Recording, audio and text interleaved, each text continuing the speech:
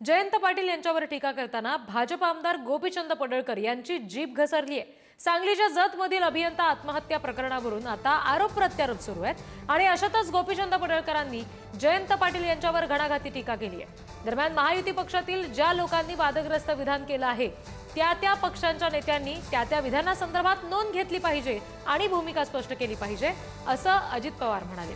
तर पडळकरांचं वक्तव्य भाजपच्या नेतृत्वाला मान्य आहे का असा प्रश्न जितेंद्र आव्हाड यांनी उपस्थित केला। गोपीचंद पडळकरनं कुठल्या व्यापाऱ्याकडून वर्गणी घेतली का? त्यामधला एखादा व्यापारी घ्या आणि त्याच्यावरती खंडणीचा गुन्हा दाखल करा। अरे जयंत पाटला, तुझ्यासारखा भिकारी अवलाद गोपीचंद पडळकरची नाही। माझ्या ती धमक आहे कार्यक्रम करायची। तुझ्यासारखी ती अवलाद नाही। तू राजाराम पाटलानं काढलेली अवलाद मला अजिबात वाटत नाही।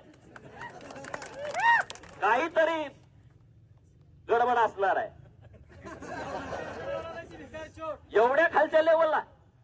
आता माझा दांडियाचा कार्यक्रम आहे गरबाचा, ये माणसं पाठव, डोळं दिपून जाते तुझं कार्यक्रम बघताना। कोणी कुठल्याही राजकीय पक्षामध्ये असला तरी आपल्या महाराष्ट्राला एक वेगळी परंपरा, एक वेगळी महाराष्ट्राची संस्कृती आहे। जे पहिले महाराष्ट्राचे मुख्यमंत्री म्हणून स्वर्गीय यशवंतराव चव्हाण साहेबांनी सुसंस्कृतपणा हा राजकारणामध्ये दाखवला गेला पाहिजे आणि प्रत्येकाने बोलत असताना, वागत असताना त्यामध्ये अशा प्रकारचे कुणाला चे स्टेटमेंट अतिशय वेदना देणारे असतात, अशा पद्धतीचे स्टेटमेंट हे करू नये। माझा प्रश्न सुसंस्कृत आणि संस्काराबद्दल कायम भाष्य करणाऱ्या बीजेपीला आहे, या नेतृत्वाला हे मान्य आहे का? राजकारणात काही शाब्दिक मर्यादा, काही भाषेच्या मर्यादा पाळाव्या लागतात, याचं भान आत्तापर्यंत आम्हीही ठेवलं आहे।